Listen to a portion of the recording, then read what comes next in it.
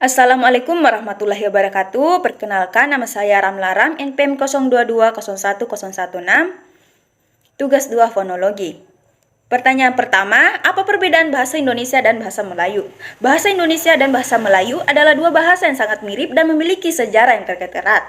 Kedua bahasa ini memiliki banyak kesamaan dalam tata bahasa, kosakata, dan pengucapan. Namun, ada beberapa perbedaan cukup signifikan di antara keduanya. Pertama, dari segi sejarah. Sejarah bahasa Melayu berasal dari wilayah Malaya dan diucapkan oleh orang Melayu. Sementara itu, bahasa Indonesia berasal dari wilayah Nusantara yang meliputi Indonesia, Malaysia, Brunei, dan Filipina dan menjadi bahasa resmi di Indonesia. Dua dari kosakata.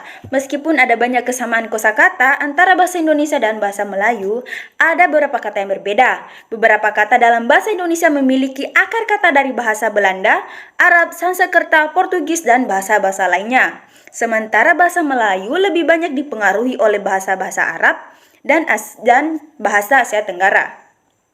Ketiga, dari tata bahasa. Meskipun tata bahasa Indonesia dan bahasa Melayu mirip, ada beberapa perbedaan cukup signifikan. Salah satunya adalah penggunaan kata ganti orang ketiga dalam bahasa Melayu yang berbeda dari bahasa Indonesia.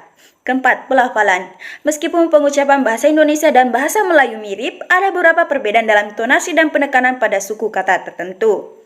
Dalam praktiknya, bahasa Indonesia dan bahasa Melayu bisa dianggap sebagai dua bahasa yang sangat mirip satu sama lain. Hingga ada yang menganggapnya sebagai varian dari satu bahasa. Namun secara resmi, kedua bahasa ini dianggap sebagai bahasa yang terpisah.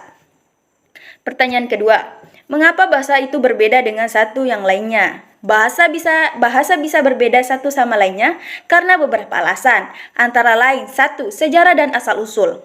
Setiap bahasa memiliki sejarah dan asal-usul yang berbeda. Bahasa-bahasa yang berasal dari wilayah atau tempat yang sama cenderung memiliki kesamaan dalam kosakata dan tata bahasa. Kedua, pengaruh budaya. Bahasa juga dipengaruhi oleh budaya dan tradisi masyarakat yang menggunakannya. Misalnya, bahasa-bahasa di Asia Timur memiliki tata bahasa kosakata yang berbeda dari bahasa-bahasa di Eropa atau Amerika Latin. Ketiga, isolasi geografis. Isolasi geografis dapat membuat bahasa-bahasa berkembang secara terpisah dan mengalami perubahan yang berbeda-beda. Misalnya, bahasa-bahasa yang berkembang di kepulauan yang akan terisolasi akan cenderung berbeda dengan bahasa-bahasa di daratan. 4. Kontak dengan bahasa lain. Bahasa juga dapat dipengaruhi oleh bahasa-bahasa lain yang digunakan sekitarnya. Misalnya, bahasa-bahasa di wilayah perbatasan antara dua negara cenderung memiliki kosakata yang dipengaruhi oleh bahasa yang saling tumpang tindih. 5. Faktor sosial dan politik. Bahasa juga dapat dipengaruhi oleh faktor sosial dan politik, seperti perubahan dalam sistem pendidikan atau perubahan dalam status bahasa resmi suatu negara. Semua faktor tersebut dapat berkontribusi pada perbedaan antara satu bahasa dengan bahasa lainnya. Namun, meskipun ada perbedaan antara bahasa-bahasa tersebut, manusia dapat berkomunikasi dan memahami satu sama lain melalui proses pembelajaran dan adaptasi. Pertanyaan ketiga, mengapa bahasa daerah harus dilestarikan? Bahasa daerah merupakan bagian penting dari warisan budaya suatu daerah. Dilestarikan atau tidaknya bahasa daerah mempengaruhi keterlangsungan budaya dan identitas masyarakat setempat. Berikut adalah beberapa alasan mengapa bahasa daerah perlu dilestarikan. 1. Mempertahankan identitas budaya. Bahasa daerah adalah bagian dari identitas budaya masyarakat setempat. Dengan melestarikan bahasa daerah, kita juga mempertahankan identitas budaya suatu daerah. Bahasa daerah juga mencerminkan cara pandang, sistem nilai, dan cara hidup masyarakat setempat. Kedua, melestarikan tradisi. Bahasa daerah seringkali digunakan dalam upacara adat, lagu-lagu tradisional, dan cerita rakyat. Dengan melestarikan bahasa daerah, kita juga melestarikan tradisi yang melekat pada bahasa tersebut. Bahasa daerah juga disering digunakan dalam penyampaian pesan moral dan nilai-nilai kearifan lokal. Ketiga, membantu pemahaman bahasa Indonesia. Bahasa daerah dapat menjadi dasar yang baik untuk memahami bahasa Indonesia. Kosakata, tata bahasa, dan struktur kalimat dalam bahasa daerah seringkali memiliki kesamaan dengan bahasa Indonesia.